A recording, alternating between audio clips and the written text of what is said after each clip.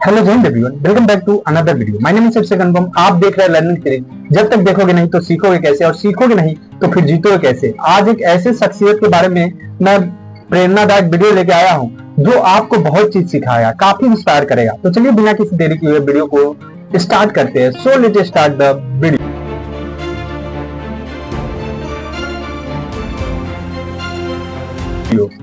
एक ऐसे शख्स जिनका जन्म भारत में हुआ, लेकिन वो शख्स अमेरिका में जाके एक बहुत ही बड़े लेवल पर स्पिरिचुअल गुरु बन गए, और उनके पास 93 रोल्स रॉयस, जो भी भक्त उनके पास जाते थे, जो भी लोग जाते थे, उनको गिफ्ट कर देते थे रोल्स रॉयस। और वो गुरु ऐसे थे कि उनके एक एक शब्द बहुत तार्किक था, और एक भी शब्द को उनको कोई गलत नहीं साबित कर पाए।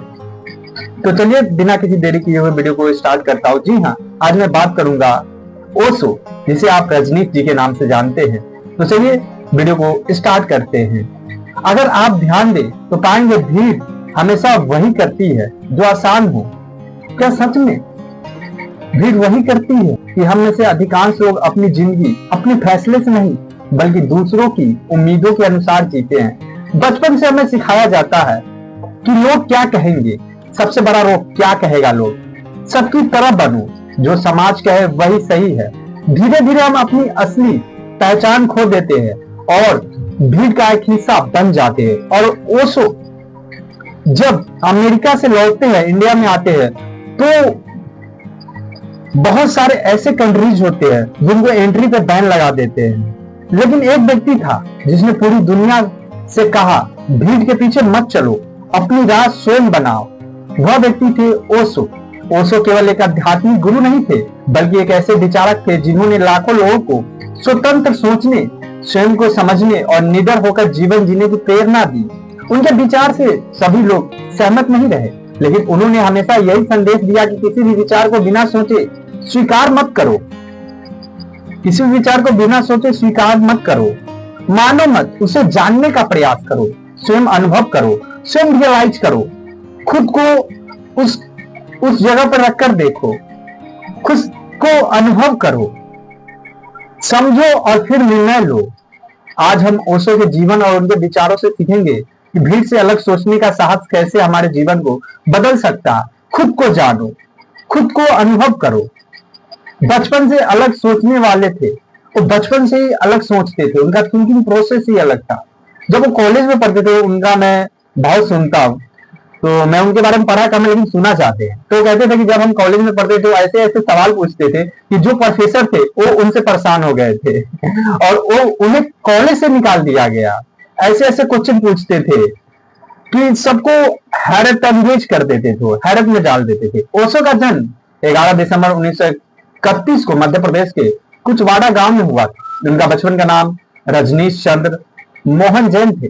जी हाँ, और वो शख्स इंडिया में रहते हुए अमेरिका जाते हैं। अमेरिका में लोग उनसे बहुत स्तर पे जुड़ते हैं और अपने नाम पे बहुत बड़ी मात्रा में वो सिटी का निर्माण कर देते हैं, शहर बना लेते हैं वहां पे, और उस सिटी का नाम रखते हैं सिटी ऑफ रजनीशपुरम। बचपन से ही हर बात पर प्रश्न पूछते थे। वे केवल इसलिए किसी बात को सच नहीं मानते थे क्योंकि कोई बड़ा व्यक्ति ऐसा कह रहा है। यदि उन्हें किसी बात पर संदेह होता तो वे उसका उत्तर खोजने का प्रयास करते, उसके बारे में जानने का प्रयास करते, और वो लाखों की संख्या में बुक पढ़ गए थे। यही आदत उन्हें दूसरे से अलग बनाती थी। आज भी अधिकांश लोग प्रश्न पूछने से डरते हैं।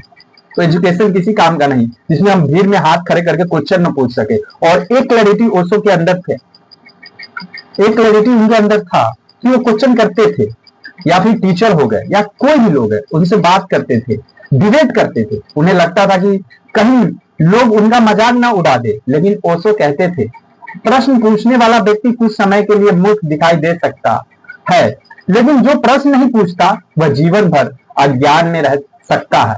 अगर आप प्रश्न पूछ रहे हैं तो आपके अंदर वो हौसला है कि आप बहुत कुछ कर सकते हैं। अगर आप प्रश्न ही नहीं पूछ सकते तो आपके अंदर वो हिम्मत ही नहीं है, आप अज्ञान के समान हैं।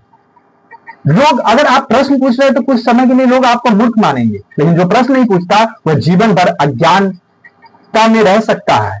भीड़ हमेशा सुरक्षित रास्ता चुनती है। अगर आप ध्यान दें तो पाएंगे कि भीड़ हमेशा वही करती है जो आसान हो।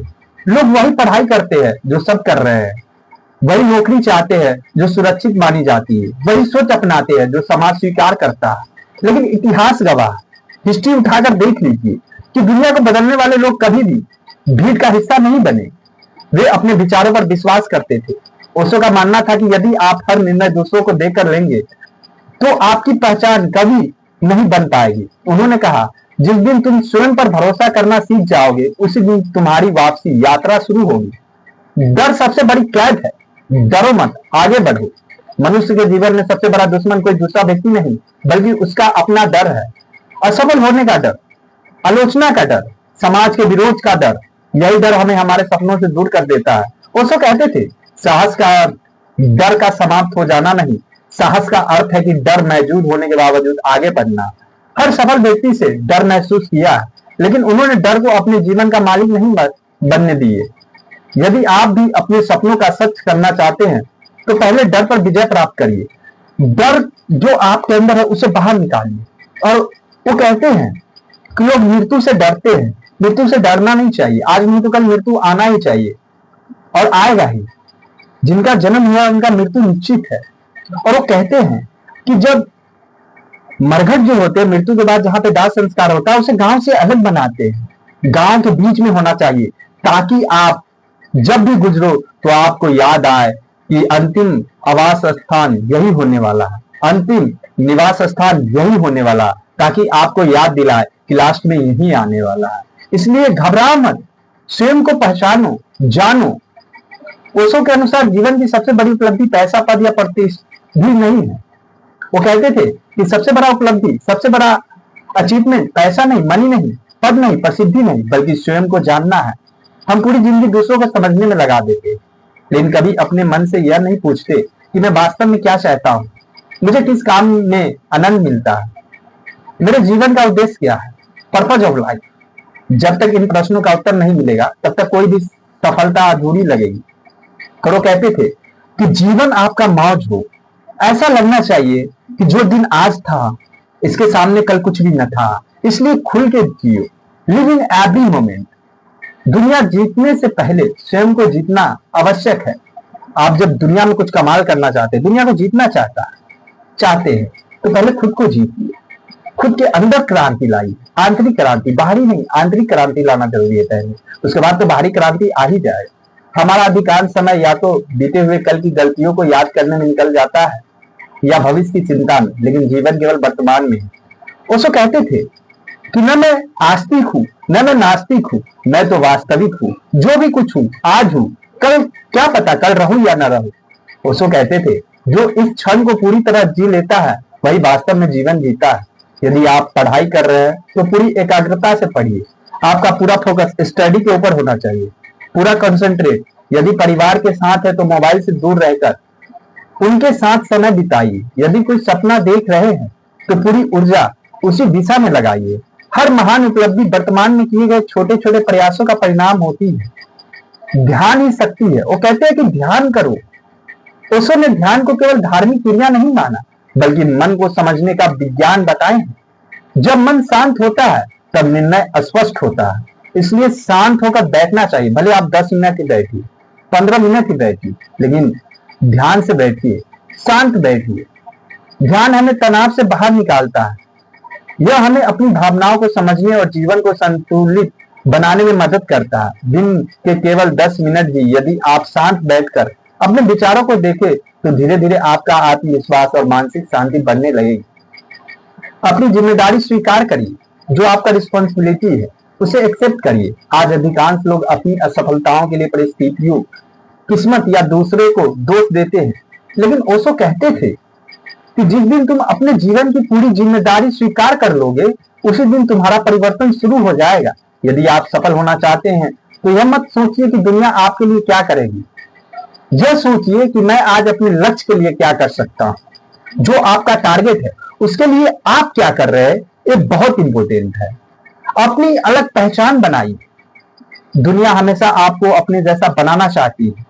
यदि आप भी वही करेंगे, सब कर रहे हैं जो सब कर रहे हैं, तो परिणाम भी वही मिलेगा जो सबको मिलता है। कुछ अलग करिए, कुछ अलग बनिए। यदि मैं तो कहता हूं कि बनने से ज्यादा करना जरूरी है, तो करने के बारे में सोचना चाहिए, अलग करना होता है। यदि आप असाधारण जीवन चाहते हैं तो असाधारण सोच विकसित करनी होगी, सोचना पड़ेगा, अपने अंदर गहराई को देखना पड़ेगा, अपने अंदर प्रश्नों को खोजना पड़ेगा, किताबें पढ़नी पड़ेगी, शरीर को मजबूत बनाना पड़ेगा। इसलिए ओशो कहते हैं कि जिम जाइए, लोहे उठाइए और किताबें पढ़िए, पैसे कमाइए और महल बनाइए, तो खुद के लिए काम करो यार। ये सब मोह माया है। खुद को जानिए, नई चीजें सीखिए, नई किताबें पढ़िए, नई चुनौतियों को स्वीकार करिए, अपनी गलतियों से सीखिए और सबसे महत्वपूर्ण, कभी भी अपने सपनों को केवल इसलिए मत छोड़िए क्योंकि लोग उन पर विश्वास नहीं करते। ओशो का सबसे बड़ा संदेश यही था कि स्वतंत्रता और स्वतंत्र सोचो, स्वयं के पहचानो और अपने जीवन की जिम्मेदारी स्वयं उठा। स्वतंत्रता तो इसी चीज में ना है कि खुद को पहचानना। उनका उद्देश्य लोगों को किसी विचारधारा का अनुयायी बनाना नहीं था। उनका एक भी बात किसी को अनुयायी बनाना नहीं था। उनका उद्देश्य अनुयायी बनाना था ही नहीं, बल्कि उन्हें अपने अनुभव से सत्य खोजने के लिए प्रेरित करना था और उस सत्य की खोज में निकल गए। एग्जाम्पल देते, महात्मा गौतम बुद्ध भी सत्य की खोज में निकले थे, लेकिन वही सत्य की खोज ने उन्हें महल से जंगल के रास्ता दिखा दिए। अंबेडकर साहब इक्वलिटी की चाहत की, लेकिन वही इक्वलिटी समानता की चाहत ने संविधान बना दी। महात्मा गांधी जी ने स्वतंत्रता की चाहत की और वही स्वतंत्रता की चाहत ने अंग्रेजी साम्राज्य हिला दिए। और वही अगर एडिसन साहब की एग्जाम्पल लेते हैं, विज्ञान भी इसे अछूते नहीं है। एडिसन साहब ने रोशनी की चाहत की और वही रोशनी की चाहत ने बल्ब का आविष्कार कर दिए। तो आपके अंदर भी कुछ चाहत है, उसे पालिए, उसे देखिए, फिर देखिए आप कुछ अद्भुत करेंगे, कुछ अलग करेंगे। इसलिए मैं कहता हूं कि खुद को जानिए, जो आपके अंदर कमियां उसे देखिए। भीड़ हमेशा आसान रास्ता चुनती है, लेकिन इतिहास वही लोग लिखते हैं जो कठिन रास्ते पर चलने का साहस रखते हैं। यदि आज से आप स्वयं पर विश्वास करना शुरू कर दें, डर के बावजूद आगे बढ़े, हर दिन कुछ नया सीखे और अपने जीवन का नियंत्रण अपने हाथ में ले ले, तो कोई भी लक्ष्य असंभव नहीं है और असंभव नहीं रहेगा। Nothing is impossible, everything is possible. अंत में केवल इतना याद रखिए, जब आप स्वयं बनने का साहस रख लेते हैं, तभी आपकी वास्तविकता और वास्तविक सफलता की शुरुआत होती है। तो वीडियो कैसी लगी हो, अपना फीडबैक कमेंट सेक्शन में बताइएगा। मिलते हैं किसी अनदर वीडियो में, तब तक के लिए जय हिंद, वंदे मातरम। Thanks for watching this video. Osho ji से, रजनीश जी से आप क्या सीखे वो हमें कमेंट सेक्शन में बताइएगा, क्योंकि आपका कमेंट का मुझे इंतजार रहता है। किस टॉपिक पे मैं नेक्स्ट वीडियो बनाऊंगा वो भी बताइएगा, और आपके कमेंट से मुझे एनर्जी मिलता है। तो मिलते हैं किसी अन्य वीडियो में, तब तक के लिए अपने स्वास्थ्य का ख्याल रखिएगा, क्योंकि इस वास्तविक जीवन में सबसे बड़ा धन स्वस्थ। अगर आप स्वस्थ नहीं है तो कुछ भी नहीं कर सकते। स्वस्थ रहना बहुत जरूरी है, तभी आप कमाल कर पाएंगे, तभी कुछ कर पाएंगे। तो अपने स्वास्थ्य का ख्याल रखिएगा। हेल्थ इज वेल्थ, स्वास्थ्य धन है इस वास्तविक जीवन में। बहुत बहुत धन्यवाद, थैंक यू सो मच, शुक्रिया।